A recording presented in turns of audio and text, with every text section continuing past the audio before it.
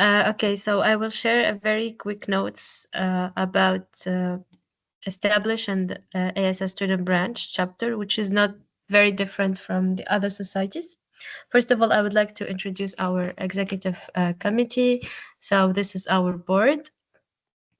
For the mission and vision of our section is to promote aerospace and electronic system engineering and to support student branches through collaboration and innovation.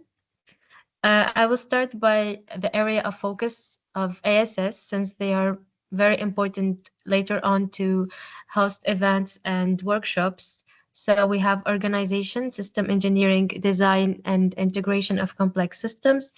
Applications does not only include space, we have also air and ocean, ground environments. Key technologies include navigation, avionics, mobile electric power, radar, sonar, etc. And we also have command and control systems. So first of all, I would love to clarify the different membership grades in IEEE, since they are important in submitting petitions. We have the very known one, which is the student member. So everyone will start, majority will start as student members. Then we have the graduate student member, associate member, senior member, and fellow members.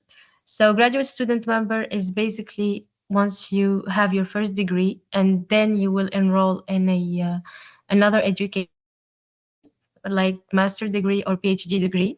So, and in case you are you start working after graduating, you are a member. You're not a student, graduate student member. So the confusion is between the graduate student member and the member.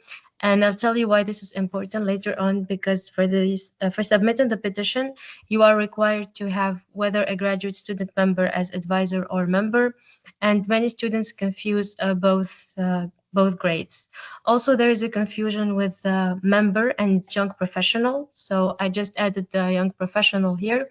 Young professional is not a grade. It's a membership. It's free membership, and it's generally since you graduate, you will have this membership without even without the need to access the website to purchase it. It's also free, and it's free for 15 years since you first graduate. Then you can simply just go to the website and add it automatically, and it's free like the We membership.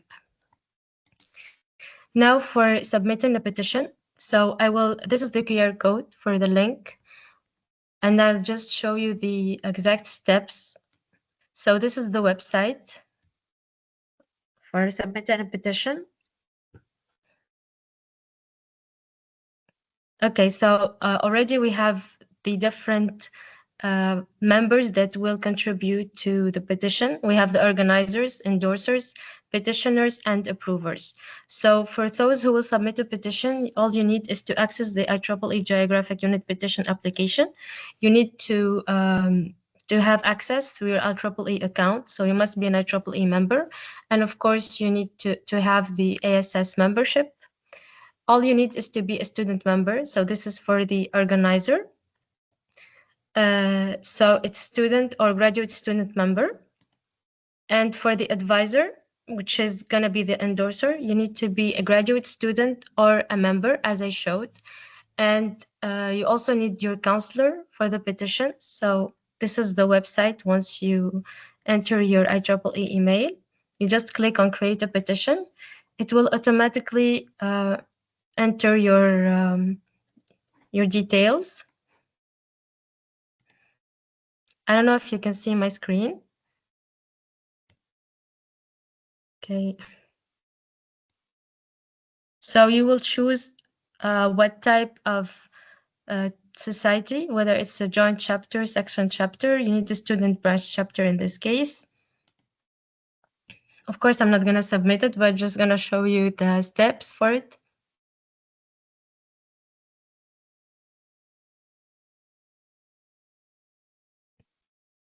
Okay, just wait for it.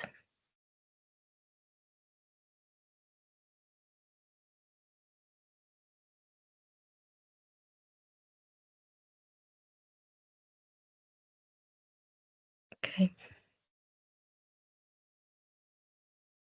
So here we have the organizer information, which is me in this case. And directly, I am a graduate student member.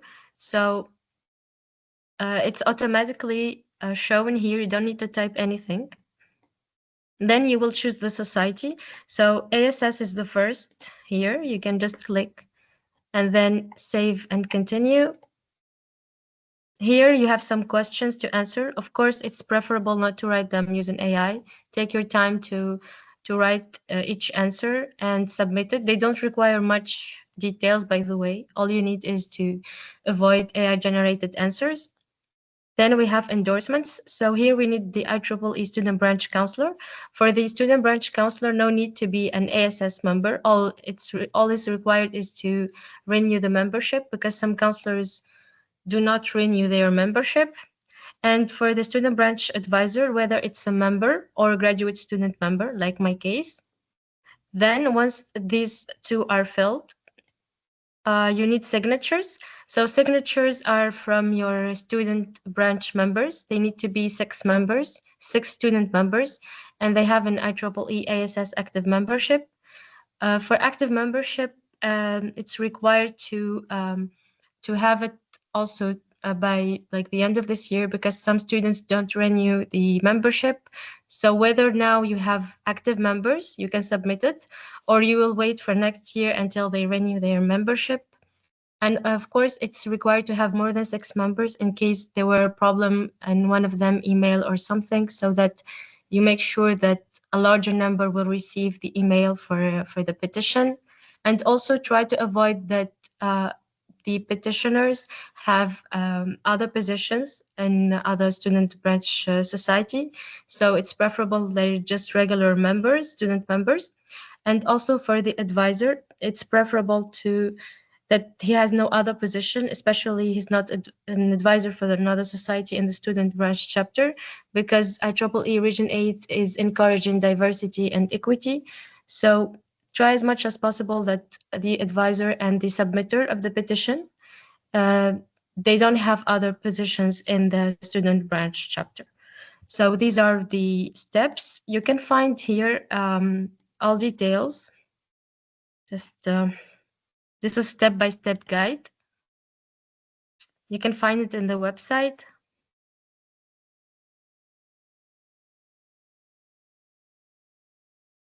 I share the link after the session with you, but this is better like PDF containing all the details. And these are the steps. So we have the organizer that needs to submit the petition. The IEEE staff will review the petition, and especially in case, as I said, the organizers should not be officers. It's preferable that they are regular student members in the student branch, and also the advisor, just a graduate student or a member from the student branch. Then you will have the endorsers, which are the counselor and the advisor. Petitioners are the student members, 6 student members of the student branch. And approvers are from the region and the ASS Global. So I think there are 3. There are 3, yes. The Region 8 chair and the ASS president. There's another one I forgot. I think the student branches coordinator of Region 8.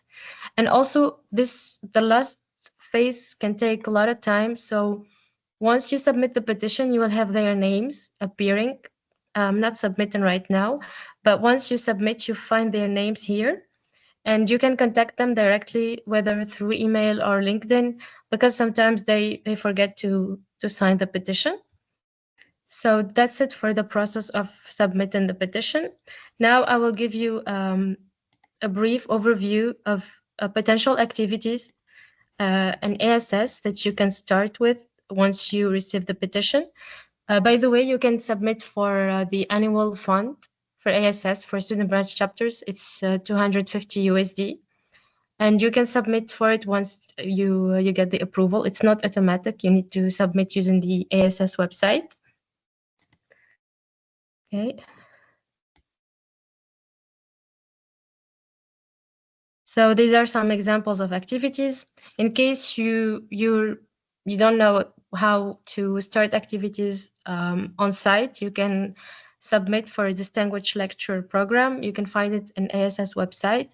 So there are a lot of topics like satellite design, signal processing, autonomous systems, and they will reply. I will assure you, like, they are very helpful, and you can reach out to like 4 or 5 DLs.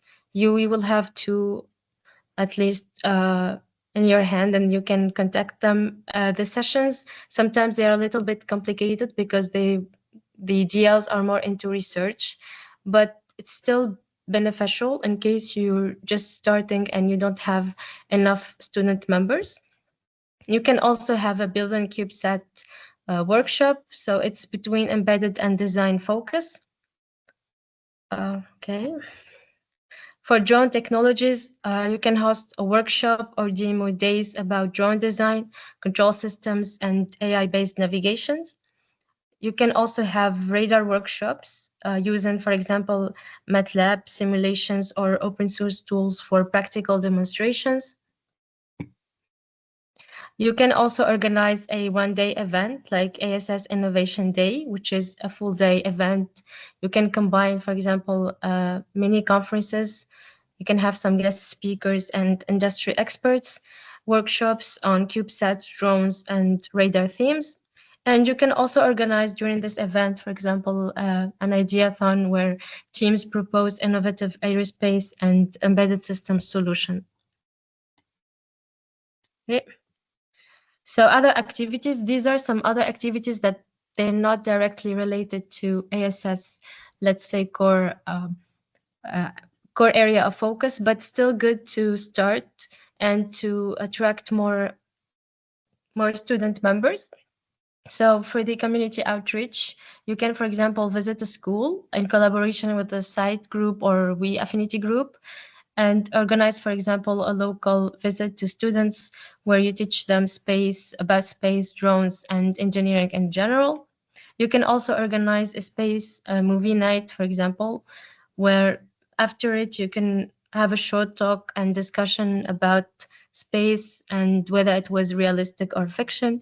This one could be related to ASS topics if you organize a short talk afterward, but still it's not that much into the scope of ASS. So if you want to report these activities, it's better to highlight the ASS area of focus more than the general event itself. You can also have some astronomical evenings. These are also not part of ASS core activities, but good for starting the society. And you can collaborate, for example, in Tunisia, you can collaborate with the SAT, which is the Société Astronomique de Tunisie. There's also Cité des Sciences. You can organize with them some events. They usually organize astronomical evenings. You can check their Facebook page, for example. And these events also, you could have satellite workshops, and you can observe, for example, certain planets and stars, and you can have quiz about space and short talk later on. You can report the short talk. For example, the topic is space observation, and it's still part of the ASS fields of interest, but do not report the entire event since it's not related that much to ASS fields of interest. So that's it. Thank you very much.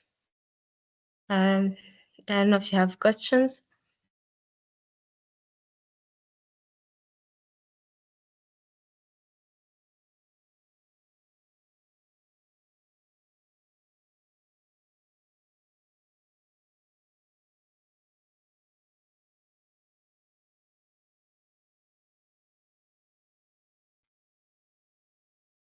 Okay. For those who have the ASS society, you can share with us your activities in the chat, or you can open your mics too.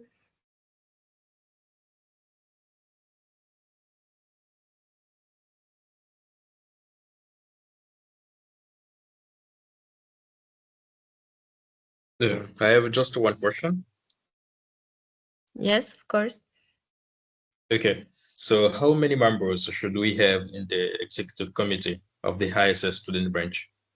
For example, if we receive the petition and after that we want to create our members like the core team, how many members should we have in the executive committee? Like 7, 8, or I don't know.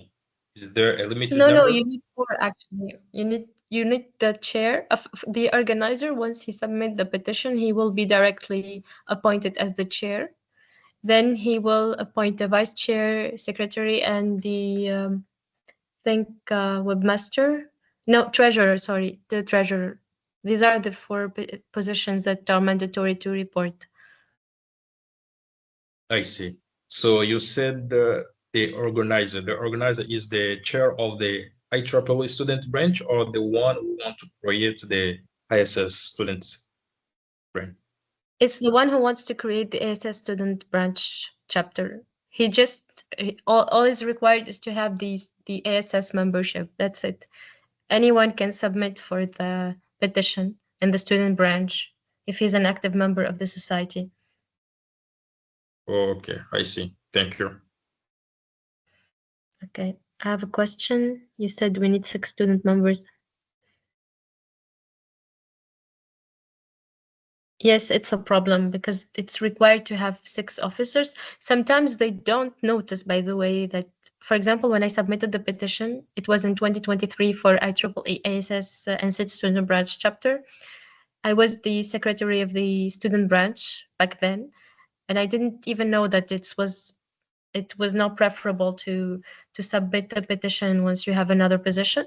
Sometimes they don't notice, sometimes they reject petitions because whether the endorsers, the petitioners, sorry, and the organizer have other positions. So to avoid that the petition would not be approved, it's preferable to not have any other position, even for the advisor, because sometimes it's hard to find a graduate student member within the student branch. So they have like one single person who will have all the society memberships, and he will submit for all petitions, and they do reject it. I just have one friend who told me this. I didn't even know about it. So Region 8 is promoting equity and diversity. That's why it's preferable to be a regular student member.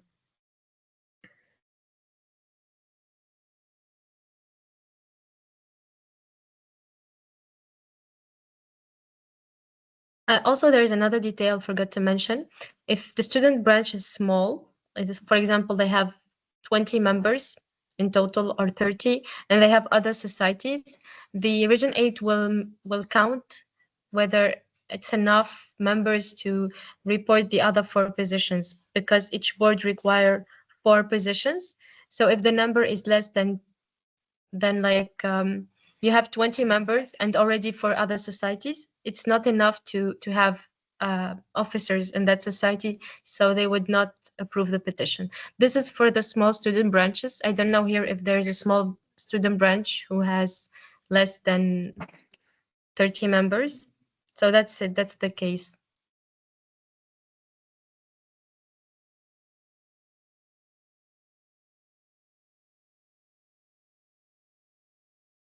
Yes, I will show you how many times I submitted the petition for ASS. I'm sorry, I have lots of. So this one was wrong here. I submitted for Tunisia section chapter. Also, make sure to submit correctly. Sometimes you might make a mistake. So these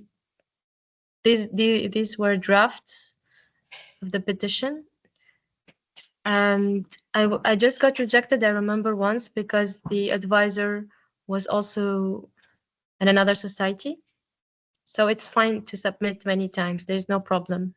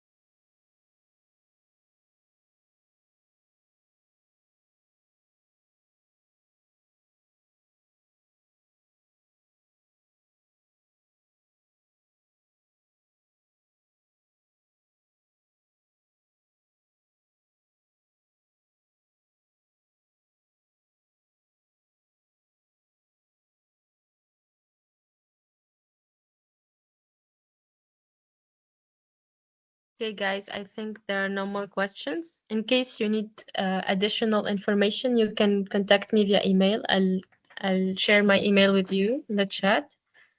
And thank you very much for joining us.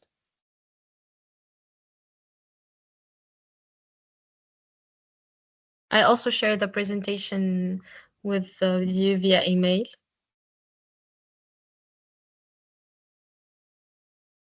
Thank you very Just much, the last everyone. question, please. Yes, of course. Okay, so it's about creating drones and to build the drones. So in some countries, drones are like prohibited. So how do we manage?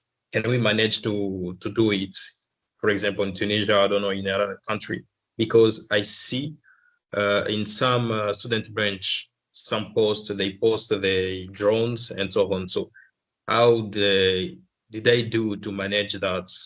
Because I remember it like there are some regulation about drones in some countries. Yes, we have a problem here too in Tunisia. But what I do recommend, like my case, when I was the chair of the student branch chapter, we organized just sessions, general sessions about drones, because it takes a lot of time to understand drones component, for example, and protocols to use. Also, if we're gonna work on a design, 3D design, for example. So you could start with these sessions, but for the actual workshop of drones, you need to have an authorization from your country. For example, we had an event last year, which was Dronathon, and our university director helped us to reach the government so that we could fly a drone in the school.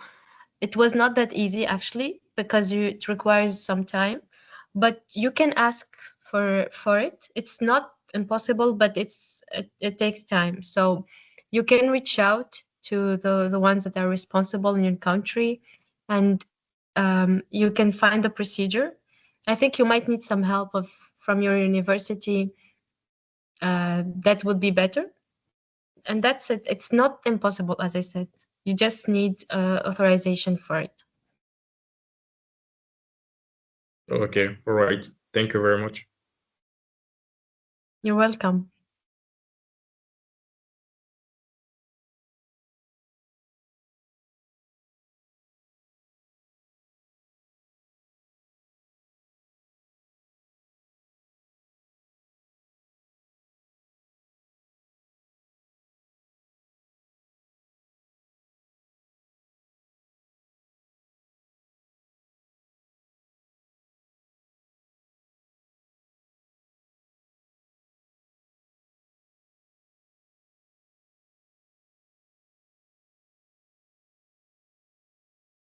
Okay, guys, if there are other questions, um, feel free to share them in the chat.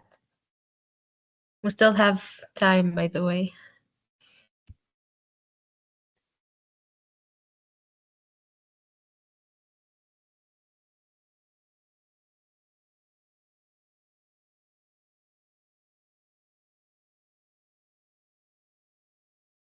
Okay, just have to add up upon something, which is if you will be submitting the petition this year, try to as soon as possible, because if you already have 6 members in your student branch, it will be better than waiting for next year because they need to renew their membership.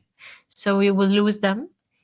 If you currently have 6 student members and everything is ready to set up to submit the petition, then it's better to submit it by the end of this year before January, because they will require to renew their memberships.